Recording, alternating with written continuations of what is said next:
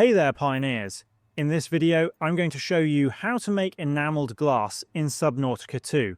To make enameled glass, you will need a single piece of glass and a single piece of creature enamel to make it. And before we get to making this, let's make sure we know where to find the creature enamel to get the blueprint for it in the first place. Alright, we'll begin just across the trench near the alien ruins.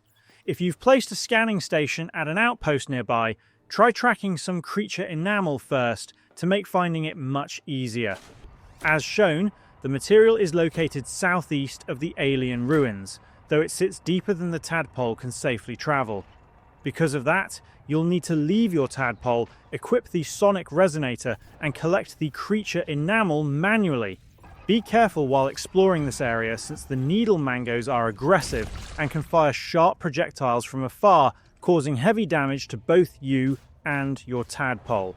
To identify creature enamel more easily, watch for nodes with 3 white protrusions sticking out of them. Each node gives you 3 pieces of the material once harvested. Now go back to your outpost and go over to your fabricator and start making your enameled glass. And that's about it on how to make enameled glass in Subnautica 2. If you found this video helpful, please leave us a like or comment and subscribe to the channel for more quick dive guides. Thanks for tuning in, and I'll see you in the next video.